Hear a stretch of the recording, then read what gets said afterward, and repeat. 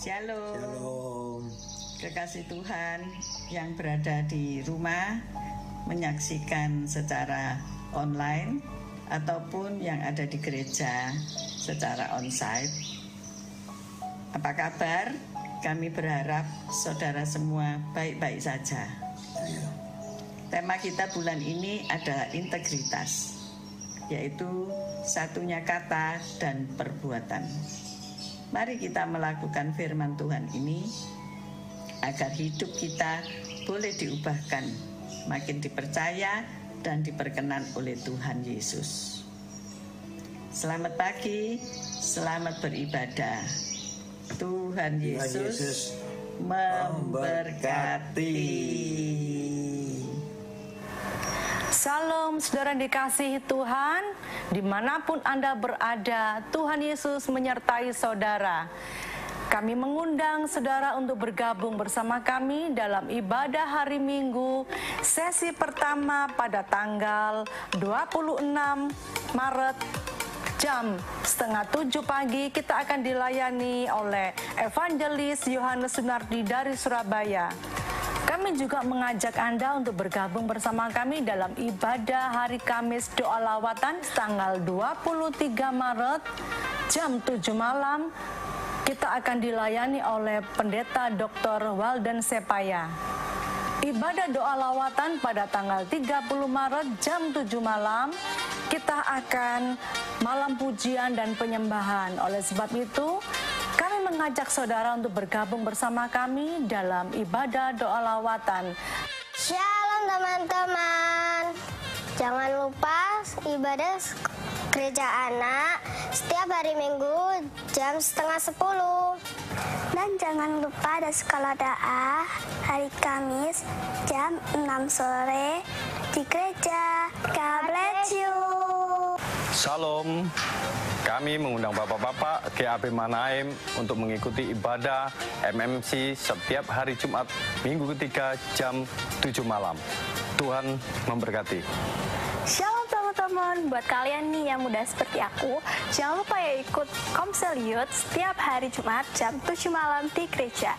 Dan juga nih ada ibadah Youth setiap hari Sabtu jam 5 sore di gereja. Kami tunggu ya teman-teman. See you and God bless you. Saudara juga dapat mendengarkan suara renungan gembala setiap hari dari hari Senin sampai Sabtu jam 6 pagi. Saudara dapat mendengarkannya di Instagram atau di Facebook.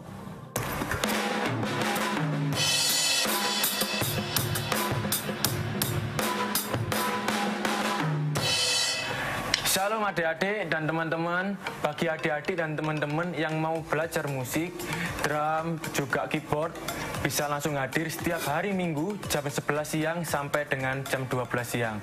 Terima kasih dan God bless you. Kami juga mengucapkan banyak terima kasih kepada saudara yang sudah menabur di gereja kami.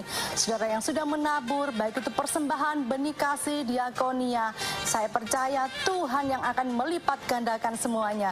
Dan jika saudara ingin menabur di gereja kami, saudara dapat mentransferkannya di rekening di bawah ini. Terima kasih untuk taburan saudara. Tuhan Yesus memberkati.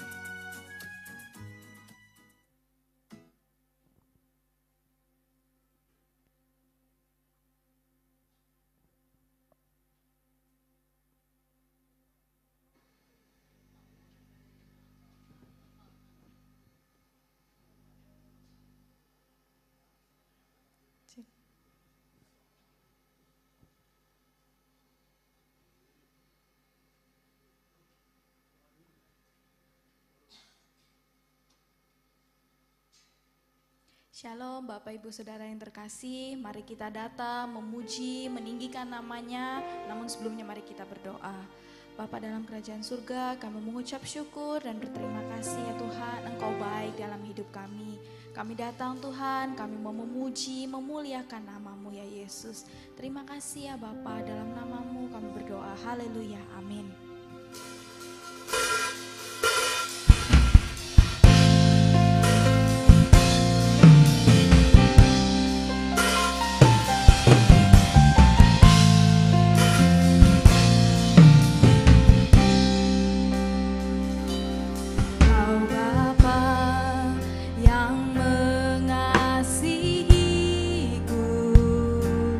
Kuasa-Mu memulihkan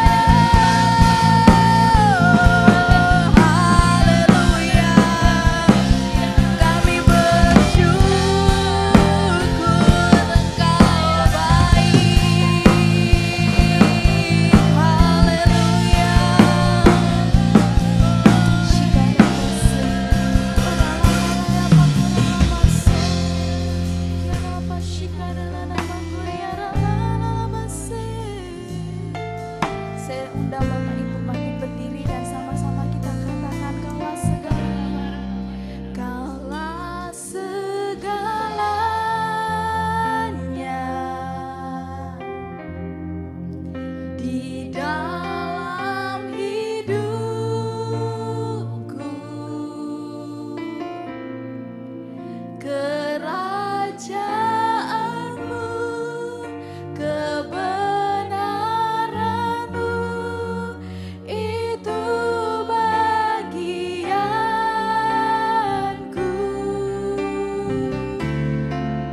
Kaulah yang kupandang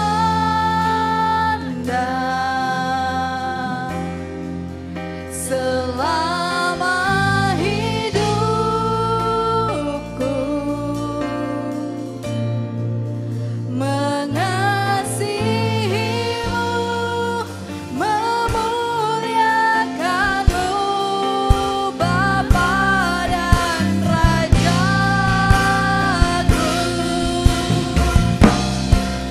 Kaulah segalanya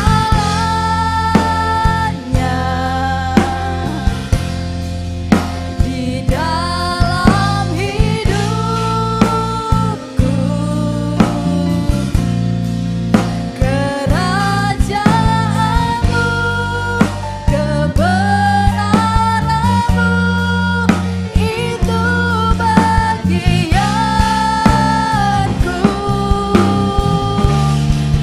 Kaulah yang kupandang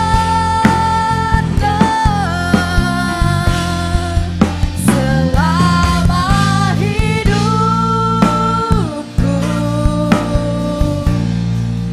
mengasihi, memuliakanmu, mengasihimu ya Yesus, mengasihimu,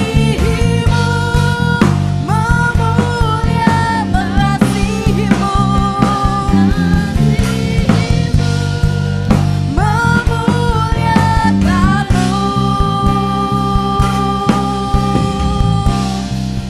Bapa dan Rajaku. Berikan sorak-sorai kemuliaan bagi Tuhan. Haleluya. Benar Tuhan, kami mau mengasihi-Mu, kami mau memuliakan-Mu ya Yesus. Sebab Engkau adalah Allah yang besar, yang layak dipuji dan disembah. Kami mau selalu memuji dan memuliakan nama-Mu. Yang siap memuji Tuhan lebih lagi katakan amin. Shalom Bapak Ibu, percaya bahwa Allah yang kita sembah adalah Allah yang besar. Amin. Berikan salam kanan kiri, katakan Allah kita Allah yang besar. Haleluya.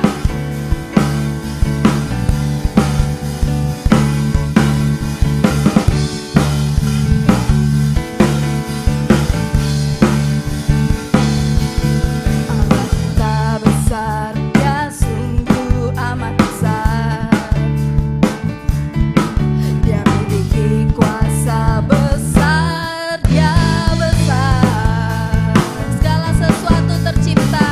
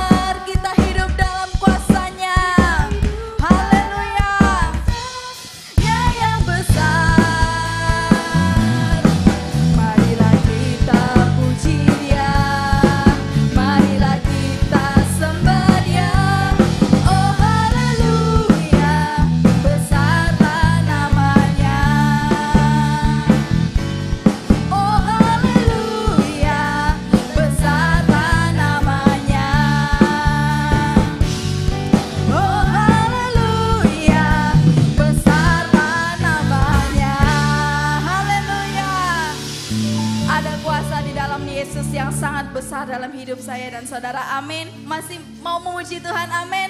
Berikan sorak-sorai kemuliaan bagi Tuhan. Haleluya.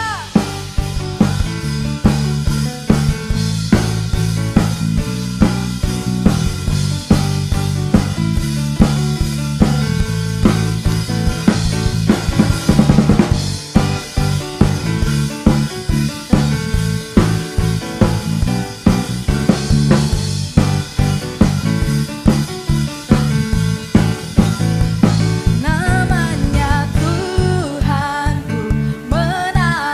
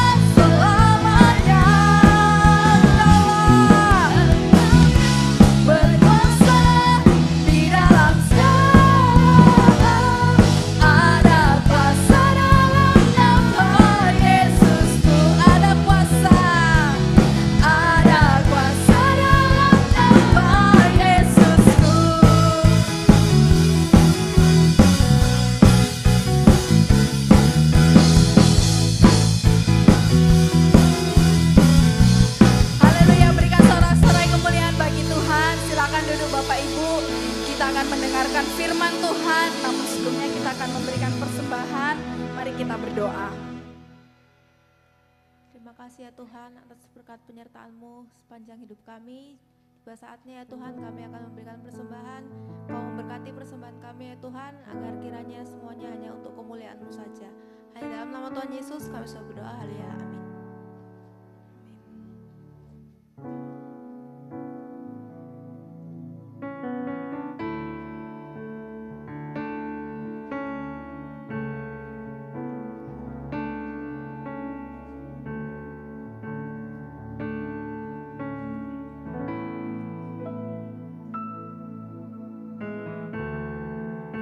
Kekuatan di jiwaku, ketenangan di batinku, ada dalam hadirat-Mu, ku menyembah-Mu, tersungkur ku di kaki-Mu, tersungkur ku di kaki-Mu, rasakan hadirat-Mu,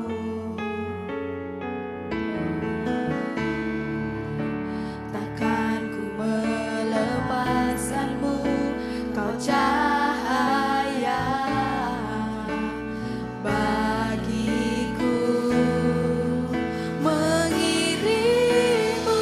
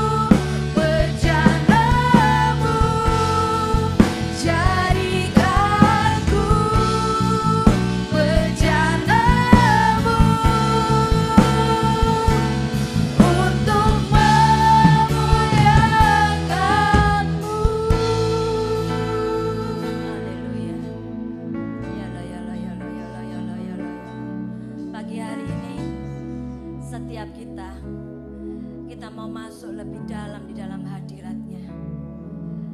Tinggalkan kesibukan di rumah. Jangan pikirkan itu dulu. Kita mau fokus. Kita mau menyenangkan hati Tuhan. Kita bawa hidup kita. Karena kita tahu kita punya Bapa yang sangat mengasihi kita. Yalah. Biarlah seumur hidup kita boleh naikkan puji-pujian kita. Karena kita punya Bapa yang sangat amazing. Dia luar biasa. Dia sangat melindungi, menyertai kita. Dia memimpin setiap kehidupan kita. Naikkan pujian penyembahan-Mu. Ucapkan haleluya. Terima kasih ya Bapa.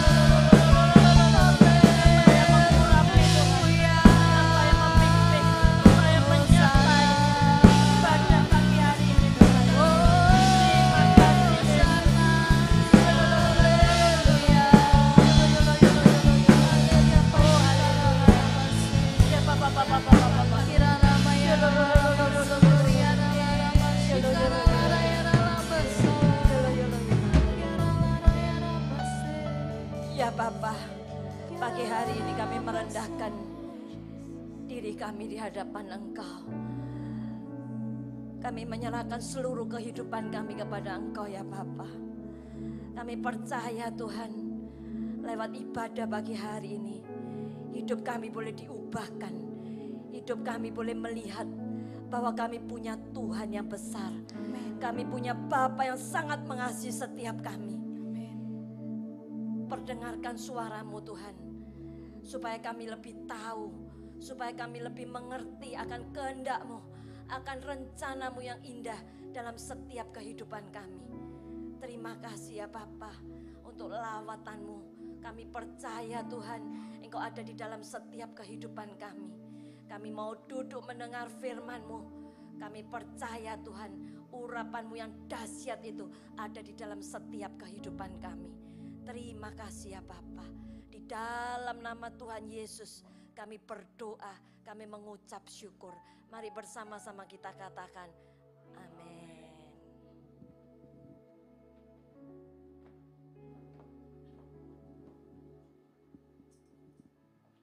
Shalom.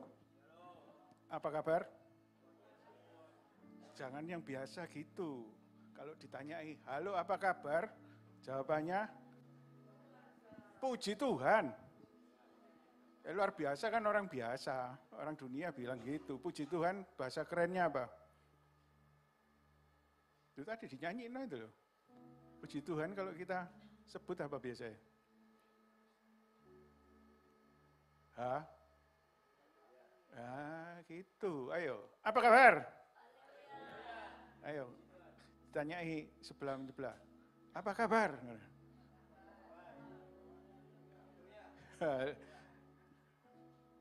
Haleluya artinya apa? Ya puji Tuhan. Jelas, alamatnya jelas. Ya. Beberapa minggu kemarin, minggu ini ya.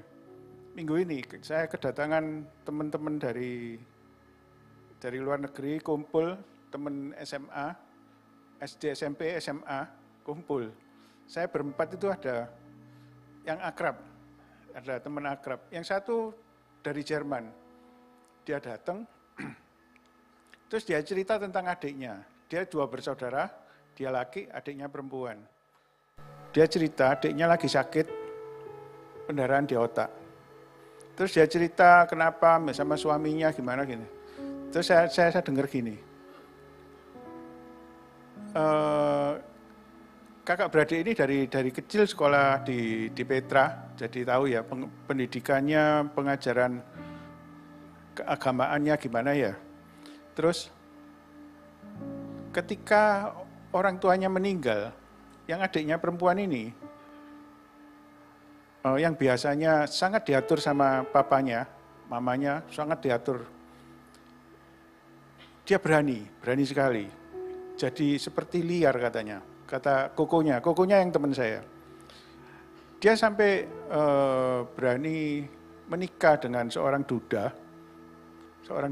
sudah punya anak. Dia sampai menikah itu juga di luar Kristus.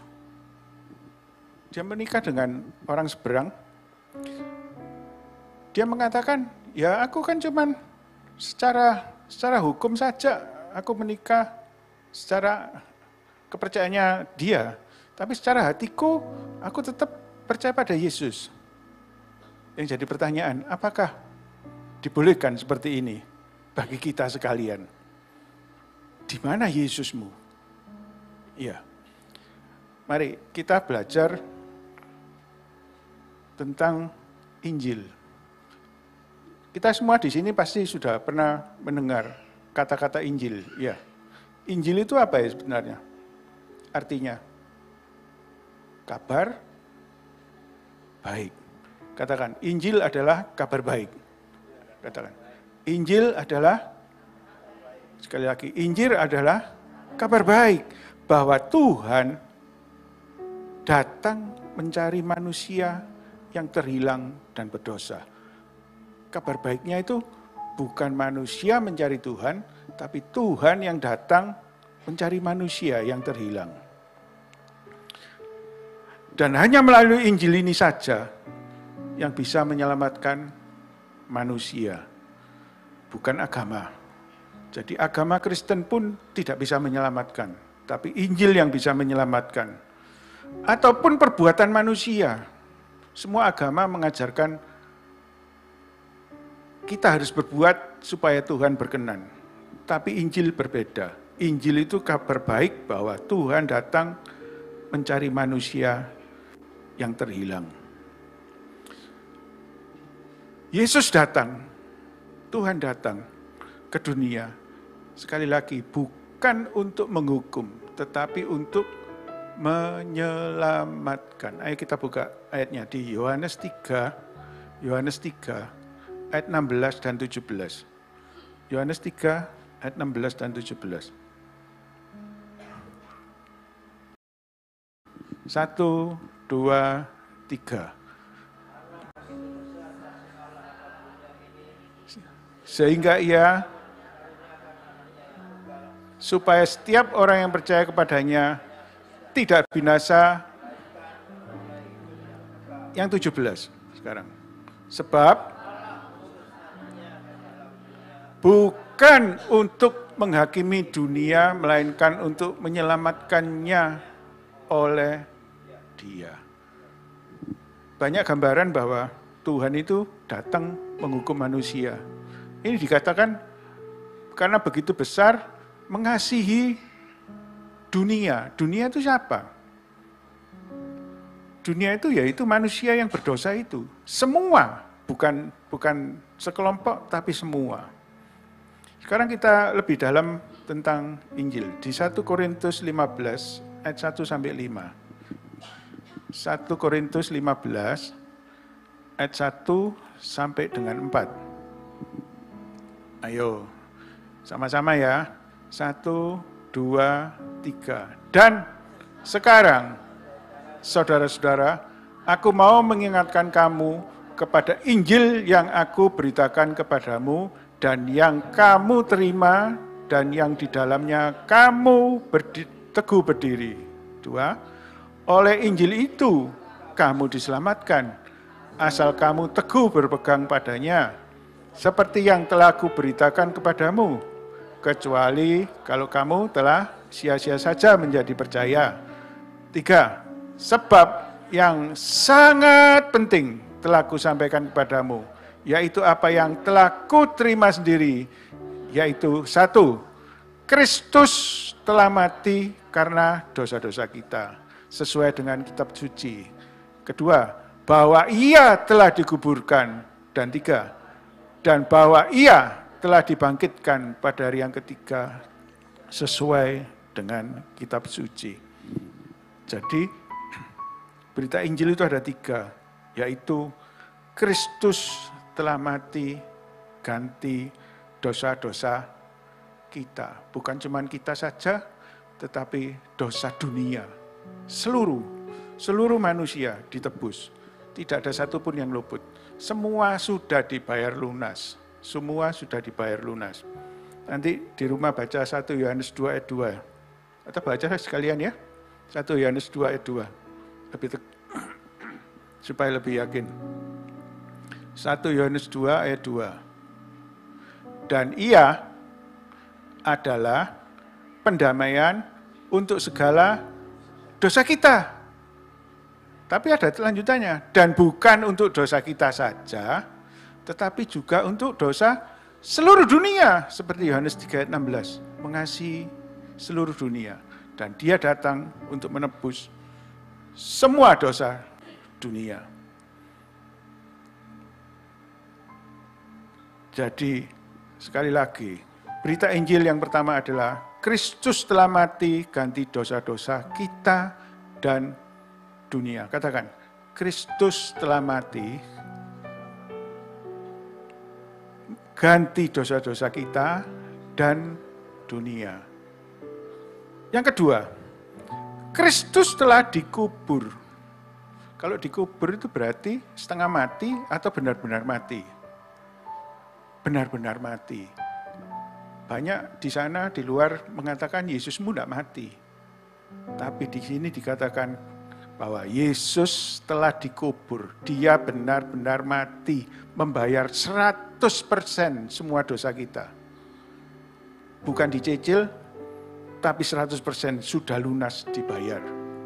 Berita yang ketiga, Kristus telah dibangkitkan dari antara orang mati. Berarti Kristus yang tadi meninggal, mati, hidup kembali. Dengan hidupnya Yesus, dengan bangkitnya Yesus, berarti maut sudah dikalahkan. Ada lagu lama mengatakan apa ya? Sebab Yesus hidup, ada hari esok. Sebab Yesus hidup. Katakan, ku tak gentar dengan suara lantang, karena ku tahu Dia pegang hari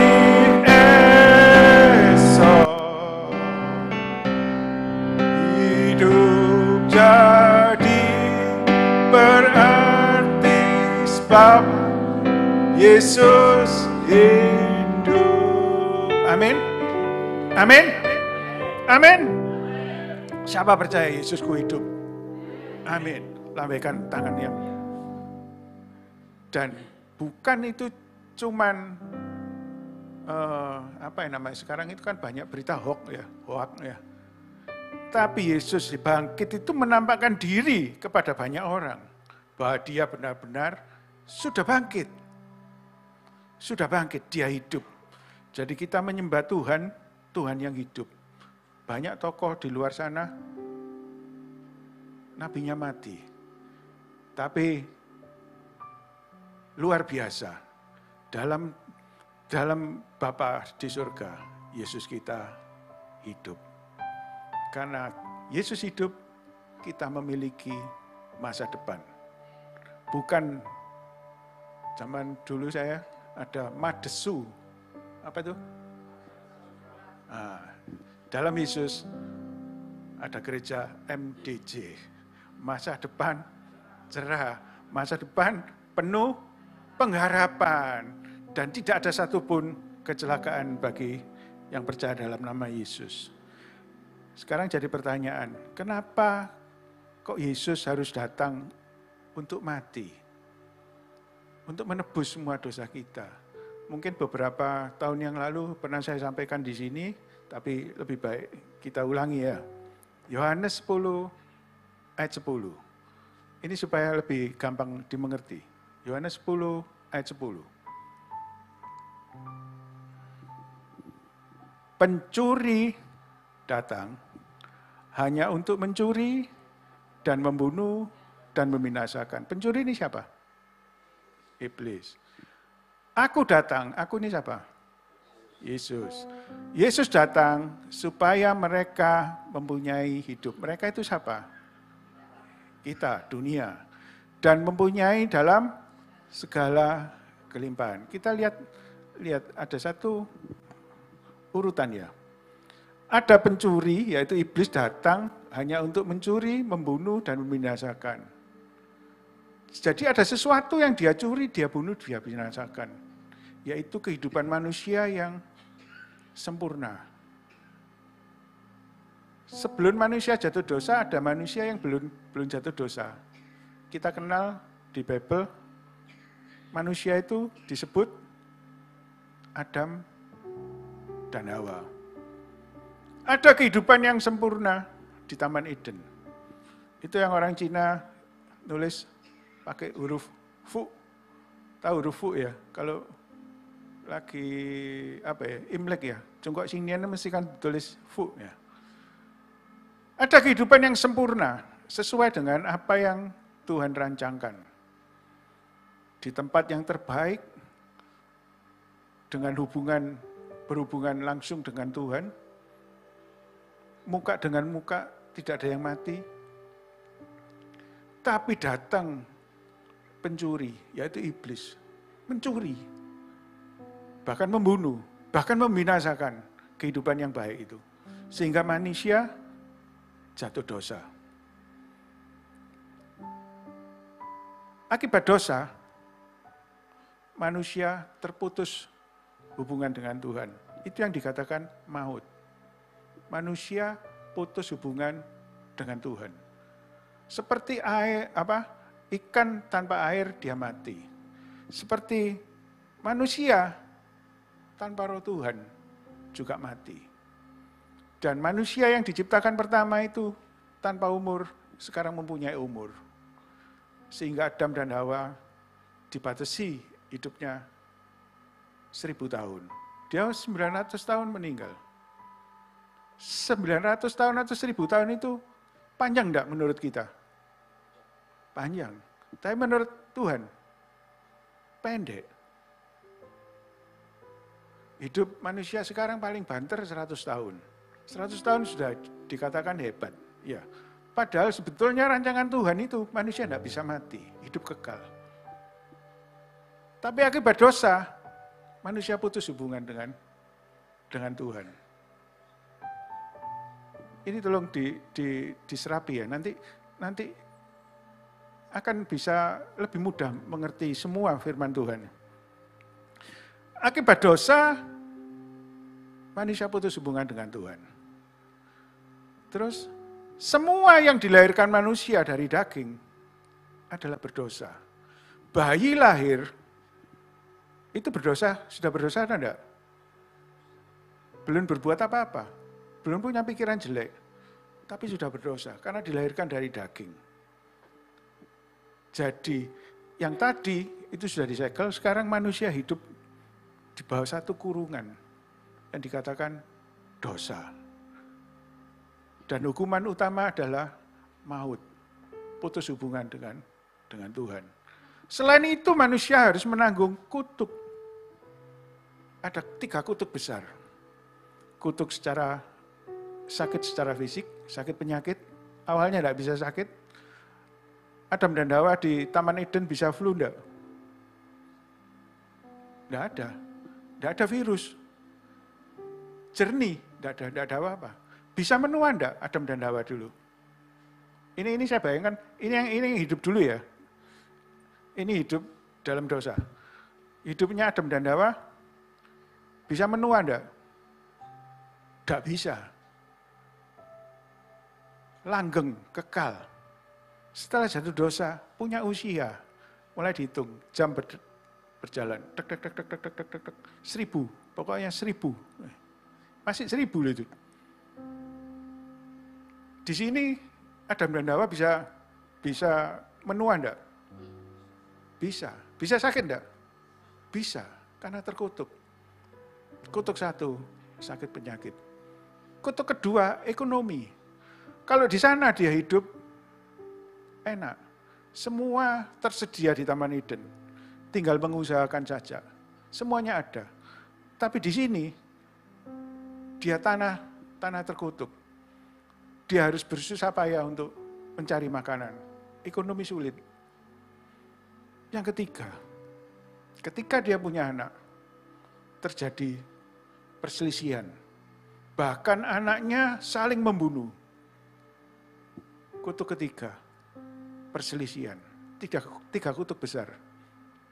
1, secara fisik, sakit penyakit. 2, secara ekonomi. 3, secara sosial. Perselisihan, pertengkaran terjadi. Siapa di sini suka lihat film drakor itu?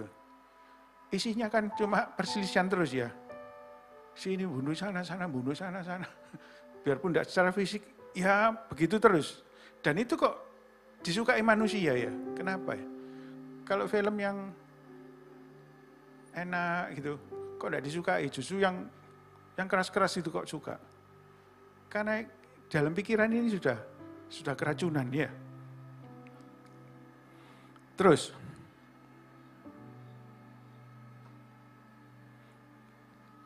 di sini manusia berusaha untuk mencari Tuhan. Dengan segala usahanya, dia membuat segala aturan-aturan dan ajaran-ajaran. Segala usaha manusia untuk mencari Tuhan, sia-sia. Karena manusia tidak bisa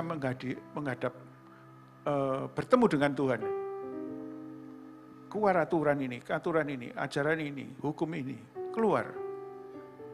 Tapi kabar baiknya, Yesus datang. Yesus datang, berarti inisiatifnya siapa? Tuhan sendiri, Tuhan punya inisiatif. Waktu Adam dan Hawa jatuh dalam dosa, yang punya inisiatif bertemu dengan Adam dan Hawa atau Tuhan? Tuhan mencari Adam dan Hawa. Hai Adam, di manakah engkau? Tuhan mencari. Tapi Adam dan Hawa manusia, Adam dan Hawa itu manusia ya, kita sebut manusia. Manusia itu bersembunyi, takut. Tapi Tuhan datang. Manusia berusaha menutupi dosanya menutupi badannya atau dosanya dengan tumbuh-tumbuhan. Tapi Tuhan datang membawa kulit binatang. Juga seperti ini, Yesus datang membawa dirinya untuk menutup segala dosa manusia. Yesus datang supaya dunia mempunyai hidup. Bukan hidup yang seperti manusia gambarkan, tapi hidup yang benar-benar hidup menurut gambarnya Tuhan. Dan mempunyainya, bukan hidup sembarang hidup. Ayo sama-sama. Dan mempunyainya dalam segala kelimpahan. Siapa mau itu? Siapa mau hidup dalam segala kelimpahan? Tidak ada yang mau. Sekarang kalau ditanyai, kalau Tuhan datang, kamu mau hidup ini mau kaya? Siapa mau kaya? Diberkati luar biasa. Lu ada yang tidak mau? Siapa yang mau diberkati luar biasa? Tapi sakit-sakitan. Makanannya jangan terus ya. Jangan ini, jangan itu, jangan itu. Jangan. Semua tidak boleh dimakan. Iya. Siapa mau diberkati ekonomi luar biasa dan sehat? Amin. Tapi anak cucunya gue kiran kabeh. Ya seperti di film itu loh. Warung terus. Sia-sia tuh. Banyak orang kaya di dunia. Banyak contoh. Kaya, sehat, tapi berselisih semua. Orang tuanya meninggal, gue kiran semua.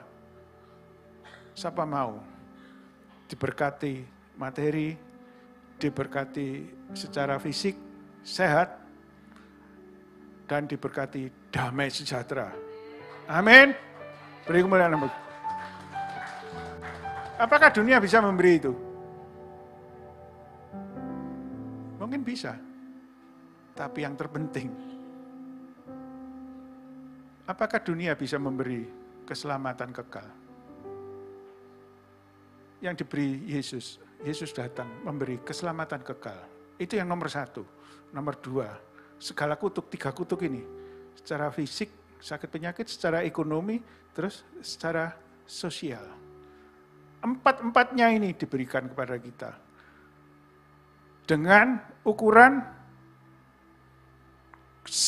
kelimpahan, berkelimpahan. Nah, sekarang sebut. Aku mempunyai hidup di dalam segala kelimpahan. Sebut sebelahnya. Kamu mempunyai hidup di dalam segala kelimpahan. Terus kasih tahu, sekali Yesus, tetap sekali Yesus, sekali Yesus. Amin. Amin. Saya agak panjang lagi. Panjang enggak apa-apa ya? Kan hari Minggu ini ya. Kan enggak ada yang kerja kan? Nah, kita harus lebih tahu lagi. Dengan kematian dan kebangkitan Yesus, apa yang terjadi terhadap hukum-hukum yang lama? Matius 15 ayat 17. Matius 15 ayat 17. Tidak tahukah kamu bahwa segala sesuatu yang masuk dalam mulut loh? Keliru saya. Matius 15. Sorry.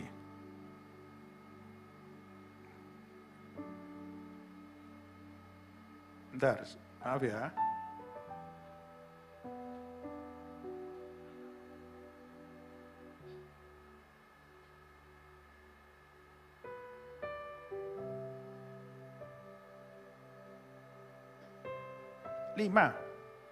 Bukan 15, Matius 5.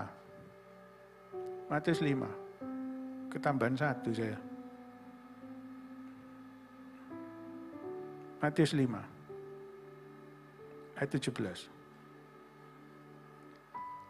Janganlah kamu menyangka bahwa aku datang. Aku siapa? Yesus. Yesus datang untuk meniadakan hukum Taurat atau kitab para nabi. Yesus datang bukan untuk meniadakannya, melainkan untuk menggenapinya.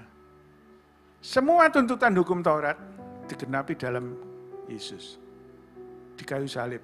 Semua surat hutang kita dipakukan di kayu salib oleh Yesus. Dia sudah membayar lunas. Katakan, lunas. Jadi kalau kita membeli mobil atau rumah, sudah dibayar lunas itu, apakah kita masih harus mencicilnya? Tidak perlu.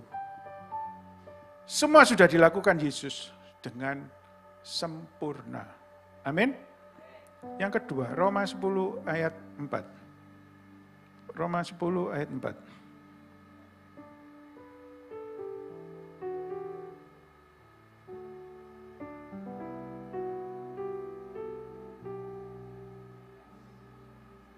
Ayo. Sebab Kristus adalah kegenapan hukum Taurat, sehingga kebenaran diperoleh oleh tiap-tiap orang yang percaya. Kegenapan hukum Taurat. Kegenapan berarti apa yang dituntut hukum Taurat sudah digenapi dalam Yesus. Sudah selesai. Yang ketiga, Efesus 2 ayat 15.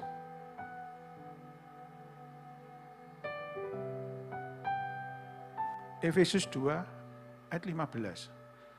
Sebab dengan matinya Yesus sebagai manusia, yang mati itu bukan Tuhan, Yesus sebagai Tuhan, tapi Yesus sebagai manusia. Kan banyak perdebatan ini ya. Sebagai manusia, ia telah membatalkan hukum Taurat dengan segala perintah dan ketentuannya. Jadi sekali lagi, sekarang kita yang dalam Kristus, sudah tidak ada tuntutan hukum Taurat. Hukum Taurat itu mengajarkan kalau kamu melakukan gini, kamu begitu. Kalau kamu melanggar, ada hukumannya gini. Semua serba hukuman. Ada positif dan negatif. Untuk menciptakan keduanya menjadi satu manusia baru di dalam dirinya, dan dengan itu mengadakan damai sejahtera. Semua damai sejahtera sudah kita terima. Bukan damai sejahtera dari dunia, tapi dari Tuhan. Damai sejahtera Tuhan sendiri. Ayat lebih kuat lagi, Roma 8. Roma 8 ayat 1 dan 2. Banyak ayat ya, enggak apa-apa ya. Saya percaya jemaat Mahanaim ini luar biasa. Katakan sebelah, kamu luar biasa. Ayat 1 dan 2 ini dahsyat ya. Demikianlah sekarang, sama-sama ini sama-sama. Demikianlah sekarang, tidak ada penghukuman bagi mereka yang ada di dalam Kristus. Bukan karena tidak di dalam Kristus, karena di dalam Kristus kita ini, apa tadi dikatakan? Tidak ada penghukuman. Tidak dihukum, karena kita di dalam Kristus.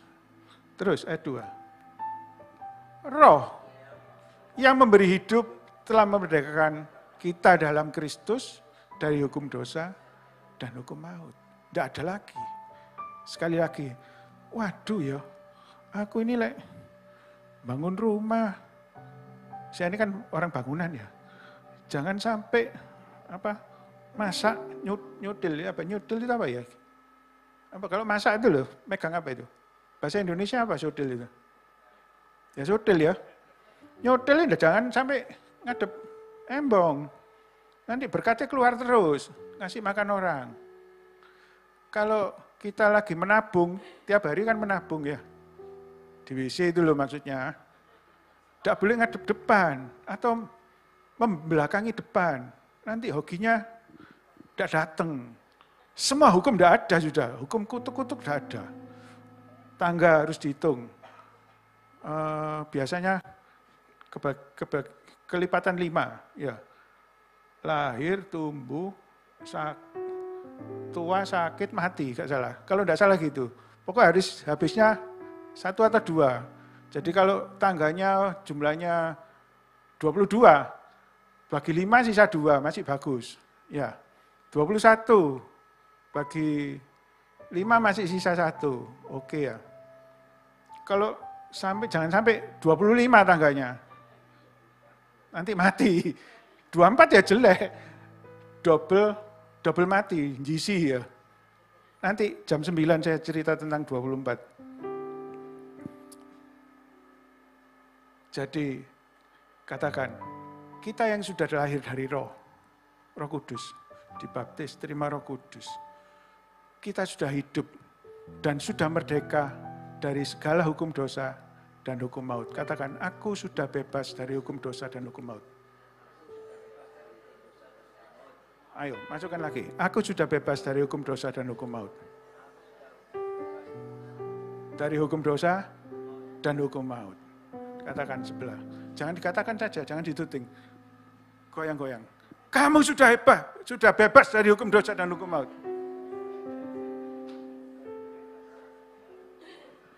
Supaya jangan nanti dibelok-belokkan lagi. Nanti katanya, waduh kamu nih siapa ya?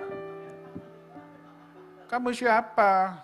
Saya babi, saya sioba. Paling cocok sama si Oke katanya. Hauce Jinping ya. Katanya beda berapa, Jiong, tidak ada lagi. Sudah bebas. Dan semuanya itu kita bisa terima. Bagaimana kita bisa menerimanya itu? Katakan, kita bisa mengatakan, terimalah Yesus. Ya, ayo kita baca di Roma 10 aja, lebih jelas.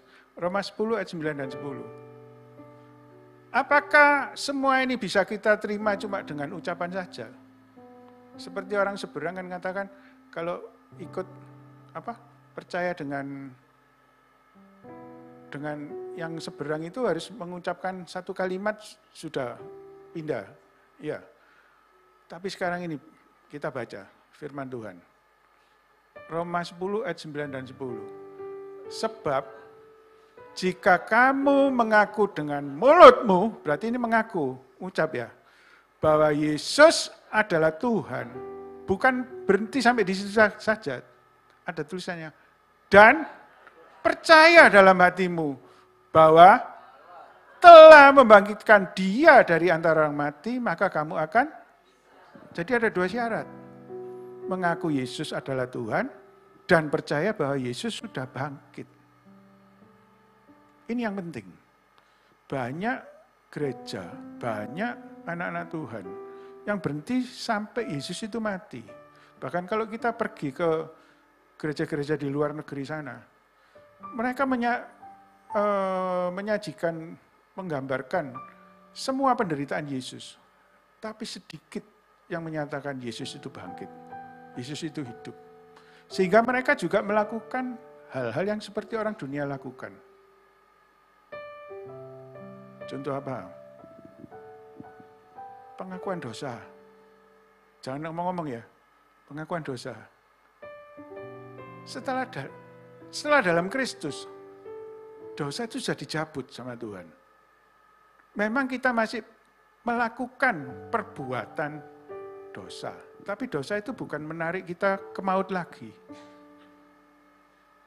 Cuman syaratnya yaitu kita harus percaya bahwa Yesus itu Tuhan dan bahwa Yesus itu sudah bangkit. Yang penting diberitakan di mimbar yaitu tentang kebangkitan Yesus. Bagaimana kita hidup di dalam kebangkitannya Yesus. Tadi kan ada lagu, sebab Yesus hidup, ada hari esok, sebab Yesus hidup, ku tak gentar, karena ku tahu Dia pegang hari esok, hidup jadi berarti sebab Yesus hidup. Saya percaya yang hadir di tempat ini punya masa depan yang luar biasa. Karena bersama Yesus. Saya undang istri saya. Oh, ayat 10 belum dibaca. Ayat 10. Karena dengan hati orang percaya dan dibenarkan, dan dengan mulut orang mengaku dan diselamatkan. Yang percaya katakan, amin. Tidak apa-apa, tambah lagi ya, Ibu. Terus. Imbunya itu saya mau bersaksi aja ya. Karena saya dikasih sama Bapak Gembala, Ibu Gembala di tempat ini, mestinya tugas untuk pagi dan sebentar lagi kan ya. Tapi saya sebagai penolong, sebagai istri Pak Budi, saya menyilahkan Bapaknya untuk menyampaikan firman. Saya bersaksi. Kita punya Tuhan yang baik. Amin. Kita punya Tuhan yang dahsyat. Kita punya Tuhan yang amazing. Kita punya Tuhan yang sangat mengasihi setiap kita. Amin. Kita yang mestinya mati binasa, kita dimerdekakan, kita diselamatkan, kita dibawa dari hidup yang lama kepada hidup yang penuh dengan kelimpahan. Amin. Saya di mana-mana berkata, melok Tuhan Yesus itu enak pol. Amin. Mana bisa enak, Bu? Kemarin pandemi saya di PHK. Kemarin pandemi saya mengalami toko saya sepi. Pandemi saya melewati berbagai hal di dalam rumah tangga, ya, di dalam pekerjaan saya, di dalam hubungan saya dengan sanak saudara. Tetapi pagi hari ini kita sudah mendengar kabar baik. Amin. Kabar baik bahwa Yesus sudah mati, dia dikuburkan, dia disalibkan. Dan bukan hanya itu saja, dia bangkit. Amin. Dia bangkit bagi kita semua. Tidak ada usaha yang sepi. Amin. Tidak ada kehidupan rumah tangga yang mati. Tidak ada hubungan yang mati. Semuanya boleh dipulihkan. Amin. Kemarin pandemi saya mengalami satu tindakan operasi, yaitu saya angkat rahim ya. Tiba-tiba saja siang hari ya, saya pendarahan. Memang ada riwayat waktu melahirkan anak kedua, saya sudah pendarahan ya. Sampai anak itu umur 11 bulan. Dari baby lahir sampai 11 bulan saya pendarahan. Tapi setelah itu Tuhan kasih satu ayat di Mazmur 91, Tuhan adalah perlindunganku. 1000 rebah, 10.000 rebah di kiri kanan, aku tetap dilindungi oleh Tuhan. Itu saya bawa, saudaraku, ayat itu. Dan saya sembuh ya. Sampai kemarin kira-kira sampai 28 tahun ya setelah kejadian itu. Kemarin tahun 2021 ya, di bulan Juni ya. Di masa pandemi itu begitu tinggi sekali ya. Swab itu, satu kali swab sebelum saya diambil tindakan, saya harus di swab 2 juta rupiah. Bapak Ibu ya, begitu mahal sekali. Bahkan harus 2 kali swab ya. Jadi 4 juta. Saya sampai tengok kanan kiri ada banyak orang-orang mau dioperasi di rumah sakit yang sama dengan saya. Mereka berkata, lah iya ya, kalau tidak menempuh swab ya, saya tidak segera dioperasi, ini bagaimana? Padahal swab masih tunggu. Berarti swab pertama tunggu 1 hari. Swab kedua tunggu 1 hari. 3 hari. Hari ketiga baru dinyatakan kamu negatif apa positif. Hari keempat baru diambil tindakan. Jadi tunggu sampai hari keempat. Dan di situ saya begitu menomorsatukan di dalam hidup saya ya. Nggak mau terima telepon dan lain sebagainya. Saya cuma berharap sama Tuhan. Amin. Saya berdoa bersama dengan suami, koko saya, adik-adik saya, ya, enso saya, Bapak Ibu Gembala di tempat ini kan koko dan enso saya ya, kakak ipar saya. Mereka berdoa untuk saya, tapi saya nggak mau terima telepon. Saya cuma ngandalkan Tuhan. Tuhan, Engkau sudah menyelamatkan aku, Engkau sudah membenarkan aku. 28 tahun yang lalu, Engkau sudah menyembuhkan aku. Engkaulah Tuhan perlindunganku di Mazmur 91. Hari ini pun Tuhan, kalau aku ada pendarahan kembali, aku percaya aku sembuh. Aku sembuh Tuhan. Lewat tangan dokter untuk mengoperasi aku, untuk ambil tindakan pun aku sembuh. Saudaraku, swab hari pertama, swab hari kedua. Waktu gawatnya COVID, saya tidak bolehkan suami saya ikut. Jadi saya turun dari mobil, dia tinggalkan saya, tunggu di mobil ya. Saya cuma teleponan, sudah enggak ada apa-apa. Saya bayar ini, saya lewati pemeriksaan ini dan lain sebagainya. Sampai saya harus ngamar, sampai pulang kembali. Tuhan kita luar biasa. Amin saudaraku. Saya dinyatakan di swab pertama, swab kedua saya negatif, akhirnya saya dikiret. Setelah kiret pulang ya, hari keempat langsung dikiret dan langsung pulang. Di situ saya dibantu oleh seorang dokter anestesi, kebetulan teman gereja di Surabaya. Ya. Bu, saya lagi kosong.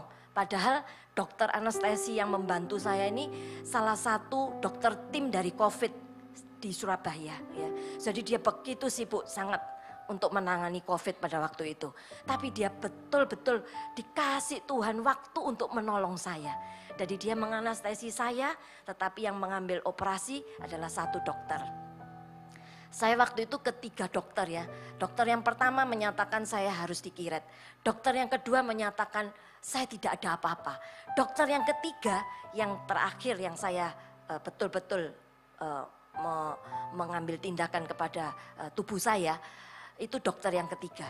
Dia berkata, iya Bu, ya ini enggak tahu tumor atau daging apa yang tumbuh 2 cm ini harus saya kiret. Akhirnya saya menyerah saudaraku. Swabnya baik, hasilnya baik, dan hari keempat saya dikiret. Setelah dikiret, hasilnya penebalan dinding rahim. Ya. Pulang, dia kasih saya, nanti 1 minggu kontrol. Setelah 1 minggu kontrol, dia kasih saya hormon 1 bulan. Jadi bulan 6, 2021, saya dikiret. Bulan 7 saya dikasih obat hormon selama 1 bulan. Saya kasih 1 bulan Ibu. Bulan 8 setelah obat itu habis, kurang berapa biji ya, saya kepingin enggak mau minum itu obat. Aduh rasanya kalau mau buang air kecil itu kayak enggak tuntas gitu. Saya diberitahu anak saya yang besar, Mah obatnya jangan enggak dihabiskan, habiskan semua. Nanti mama ke dokter kembali, dokter bilang apa.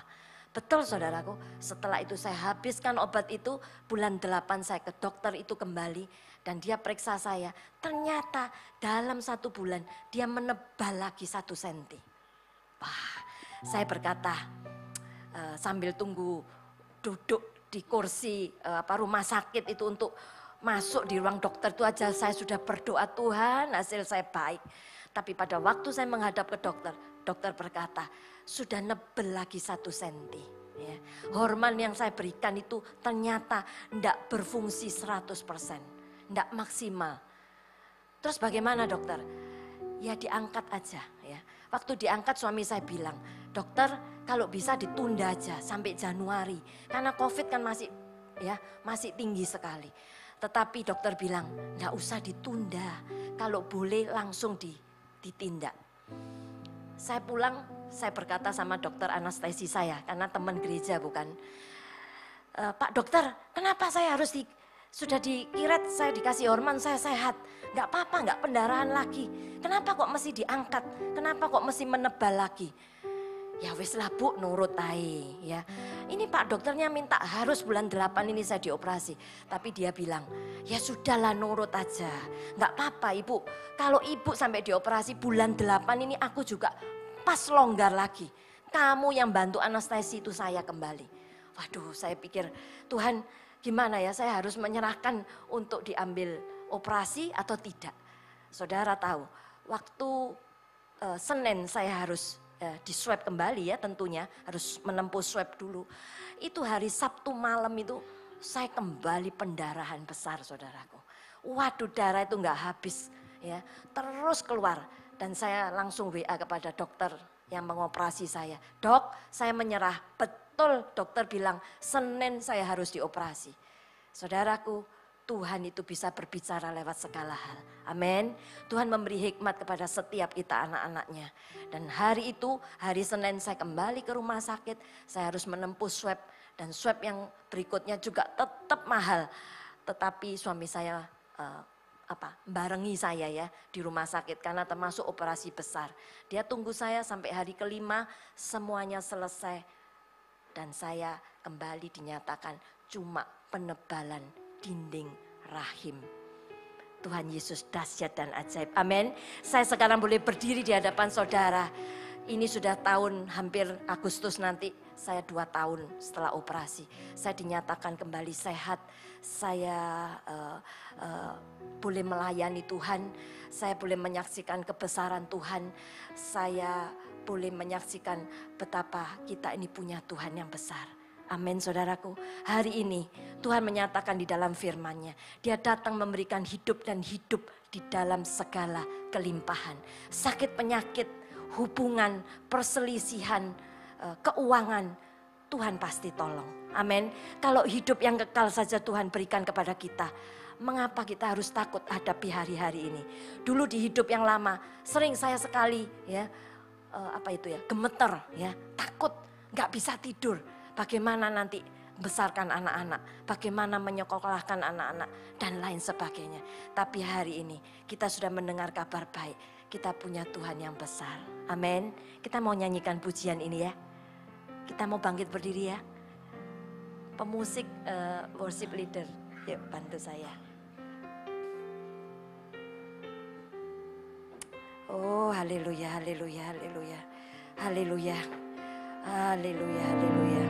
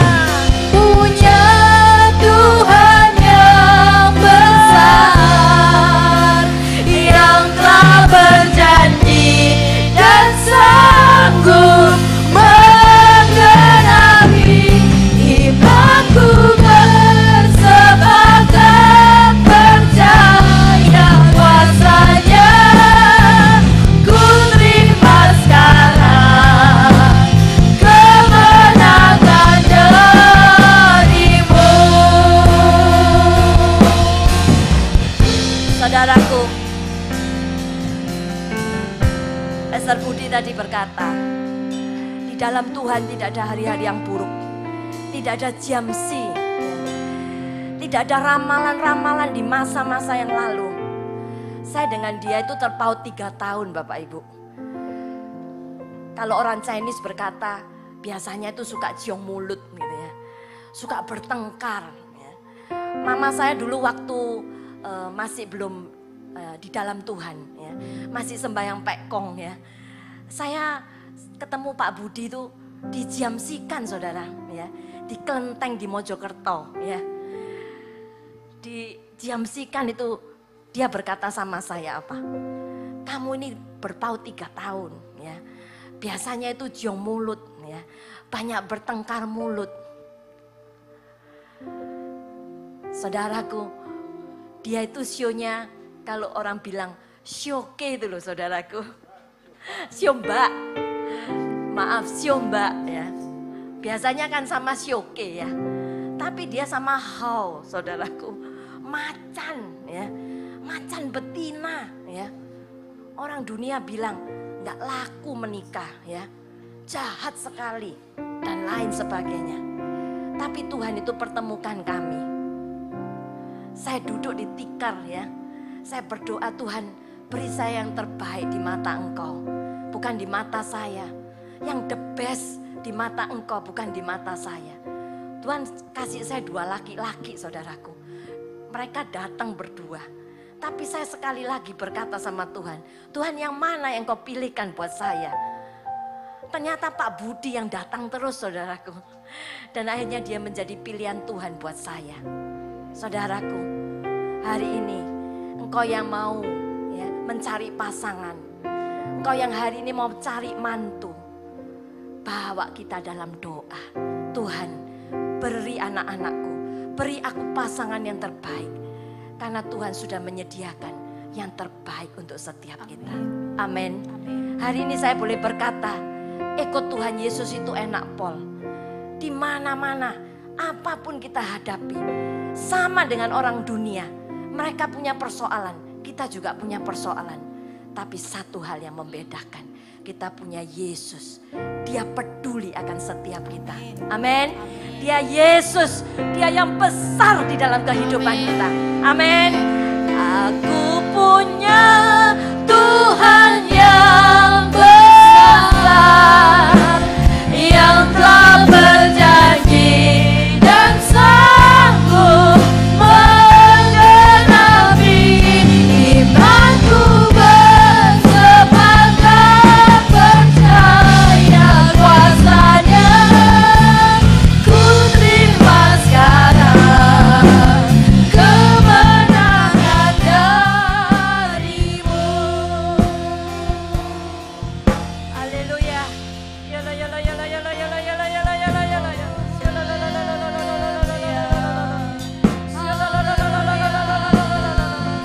Terima kasih Tuhan. Haleluya. Haleluya.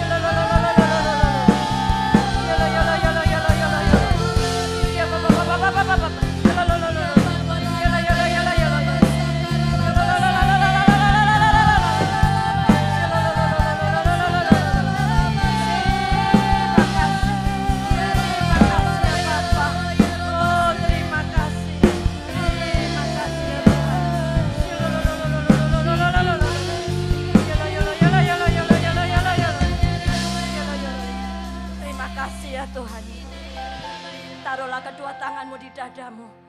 Di situ bersemayam Roh Kudus, Roh Tuhan yang besar di dalam hidup kita.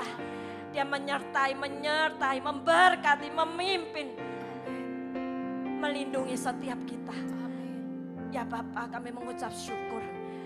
Kami sudah terima pemberitaan firman-Mu. Kami sudah menerima kabar baik-Mu Tuhan. Bahwa Engkau sudah datang memberi kami hidup dan hidup di dalam segala kelimpahan-Mu. Hidup bukan menurut ukuran dunia, tapi hidup menurut ukuran-Mu Tuhan. Ukuran-Mu adalah ukuran yang selalu berlimpah. Kami sehat, kami kuat, kami panjang umur, kami diberkati dan menjadi berkat bagi banyak orang. Kami tahu sekarang Tuhan, kami sudah dimerdekakan dari hukum dosa dan hukum maut.